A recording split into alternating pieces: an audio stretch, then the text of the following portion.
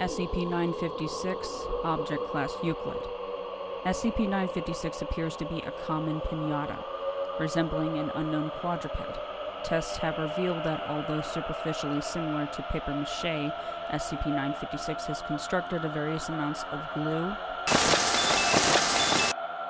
sugar, and unidentified fur and human tissue. SCP-956 is also shown to be highly resistant to any sort of bludgeoning damage, with large amounts of crushing force showing no damage to its structural integrity, though the use of gunfire as well as heat and flame have shown to be effective. By default, SCP-956 remains in a passive state.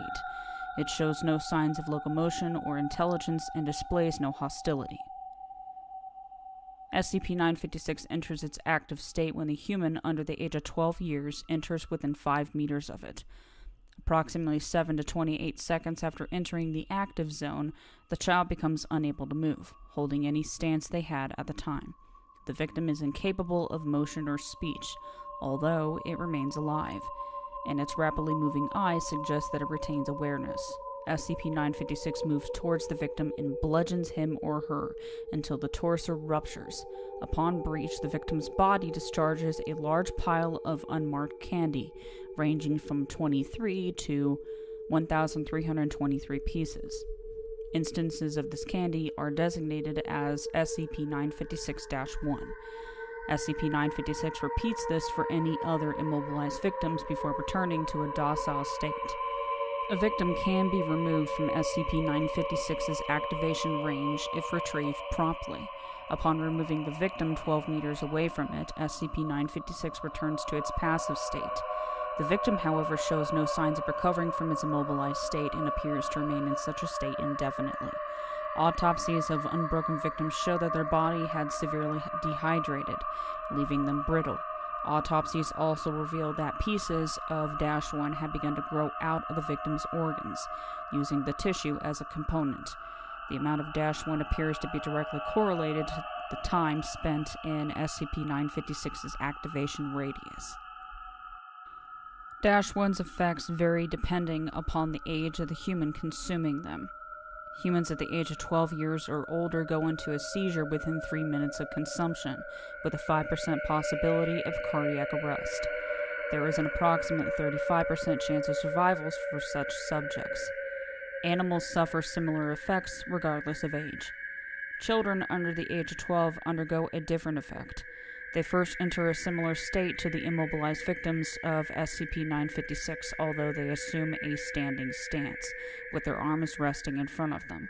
The subject then experiences, in sequence, rapid hair loss, a sprouting of papier-mâché from their skin, and a complete restructuring of bone and muscle.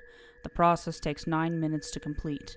Upon completion, the victim has transformed into another instance of SCP-956. These copies behave identically to SCP-956. There is a 0% chance of survival for the victim. Addendum 956-A. SCP-956 has recently begun to show locomotion outside of testing.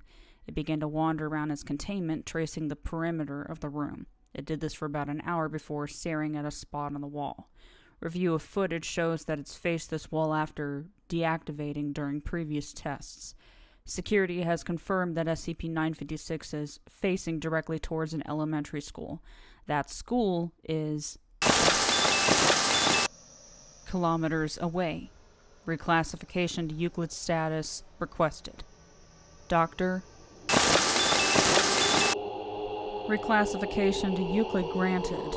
If its effects appear to reach beyond its containment, it is to be transferred to Site, which should keep it far enough away from potential victims. Retrieve any paralyzed victims or -1 and administer Class A amnestics to witnesses and family. We don't need any more of these things around. Site Director. Special Containment Procedures. SCP-956 is to be kept at the approximate center of a standard humanoid containment cell at all times, to prevent incidental activation. Entrance into the room is only permitted once SCP-956 has entered a dormant state.